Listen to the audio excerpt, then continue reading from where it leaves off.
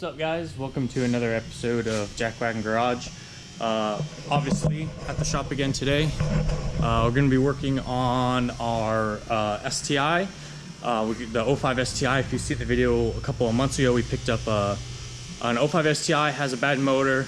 It's a fully built car. It's got tons of suspension modification, had tons of engine modifications, all the good stuff. It's running on E85. I believe it was like a 470 wheel horsepower car. Unfortunately, the owner, I believe the story is that they let somebody borrow it. They ended up sucking water in the intake, hydrolocked the motor, and it's no good. And the owner was just ready to move on to other things, so we picked it up from him with the bad motor. It's been sitting here for a little while. We have a new IAG stage 2 block here for it. So we're gonna go ahead and get that unboxed real soon here. We've already had the old motor taken out of the car, disassembled. We've already done a video on doing like head gaskets on a Subaru, so didn't feel it necessary to record how to pull the motor out and how to disassemble it, because we've kind of already touched base with that, doing head gaskets on a WRX, and it's very similar with between the WRX and the STI. So we went ahead and already got the motor disassembled. We're gonna unbox the IAG motor real soon, and we are gonna probably record most of going back together though, because this motor does have many upgrades on it. It's got bigger turbo, aftermarket headers, up pipe. We've got a Gates racing timing belt component kit to go on it. Like I said, we got the IAG block. It's got head studs. This motor's already ready to go to make 500 wheel horsepower. So we're gonna go ahead and get into that real soon here, and we'll show you guys all what we need to do to get it reassembled, get it back in the car, and get this thing running. All right, got our IAG block here. Like I said, it was a stage 2 block. Basically, that's factory case halves. It comes with a brand new factory STI crankshaft in it, and then I believe they use King's race bearings in it, and then Manley turbo tough rods, and what pistons do they use? You know, Wiseco pistons or something like that. Huh? Are they CP pistons? Maybe they're CP pistons. Something forged piston, forged rods, good set of race bearings in there, and then like I said, a factory STI crank with factory case halves. Comes packaged quite well. We've done a couple of these in some customer cars before. This is our first personal one.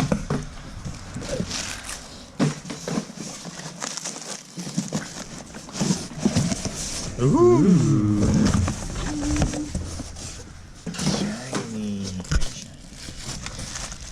Someone help this man lift it out. It's not super heavy, it's just stuck. Oh. Okay. Alright. I got the box. Hey, thank you. Oh boy. Ashbin is back. Shit. She wants to eat it. The plastic. Oh, the delicious IAG. Ooh, what does Subaru taste like? It's all up in the way. Oh, are these the studs for the transmission? They give you those, but just like here? Yeah. Huh. What number do we have? We are IAG engine number, what's that, 5,146. Ooh. Nice.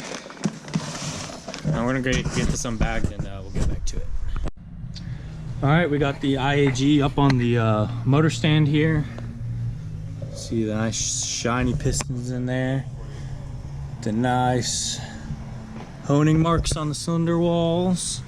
We got our aftermarket, I'm not sure of the brand in this. It may be a Killer B, I'm not positive. We got our aftermarket oil baffle in here. Aftermarket, this is Killer B, I'm almost confident of that. Oil pickup here for the oil pump. Huh? Oh yeah. But these are pretty common to the factory ones. I think they were made out of plastic, and they're pretty common to break, and then you can lose oil pressure because the oil will just bleed out of like a crack if it cracks in the neck here. So it's good to get one of these, especially for your higher horsepower builds. It's good to get one of these metal Killer B pickups and a good baffle in there. Cleaning out the pan right now. Gonna get some gasket maker on there, get the pan slapped on here, and then we can flip this thing over and start putting on. Probably gonna put the oil pump on, put the water pump on, little things like that. So we're gonna go ahead and get this pan stuck on here real quick, and we'll get an update. Alrighty, got a couple more things done on the block here. We got our what are these, torque solution, right? Torque solution motor mounts on there. Obviously we got the oil pan on, got the oil cooler on. We're getting ready to slap our oil pump on there. We went ahead, this thing did have a factory oil pump. We went ahead and bought this ACL performance oil pump. It's supposed to create more pressure than the factory one, so that'll be a good little upgrade for this thing, for the power range that it's in. More oil is obviously always a good thing. He's just getting some silicone set on the pump. Goes right here. It's run off the crankshaft. It's a little O-ring here. Got that in there. Make sure you don't forget that. And then he's just finishing up the silicone, and the oil pump will go right on here. It's a couple of bolts. It came with new bolts in the oil pump kit, so that's nice. It also came with the front seal, main seal already installed in it, so that's also nice. That literally just slides right on there. There's 2 flat spots on the crankshaft and 2 flat spots on the oil pump drive gear. And the flat spots will slip over each other so that the crankshaft will drive the oil pump gear. Just sometimes you gotta play with it just a little bit to get those flat spots lined up, because it only goes on one way. Oh, yep, there it goes. All right, so the oil pump is on. We're gonna go ahead and get these bolts installed on there, and get another update pretty soon. Alrighty guys, I think we're gonna end this video right here. We got a couple things done. Not as much as we would have liked, but duty calls, got other errands to run, but basically we just got the plates that are in the bell housing here that cover up the Did I stutter? wrist pins for the rods. The plates are on there, all siliconed up. We got our this is aftermarket oil pressure sensor, just taps in right here. We got that in.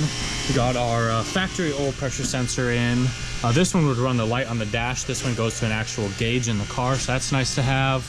Like I said, we got our oil pump on, our oil coolers on, oil pan is on with our aftermarket pan baffle and oil pickup in there. We got our torque solution motor mounts on both sides. Got our front crank pulley on. That's pretty much it that we did today. I guess we got the crank sensor in too. Next video we'll work on, I guess, getting the water pump on, probably getting the head studs in. We do have a full set of ARP head studs. Get those in, get the head gaskets on, and get the heads bolted down. Probably get the camshafts in it, get the time belt run on this thing, everything. Yeah, that's gonna be it for today, and I guess we'll see you guys next time.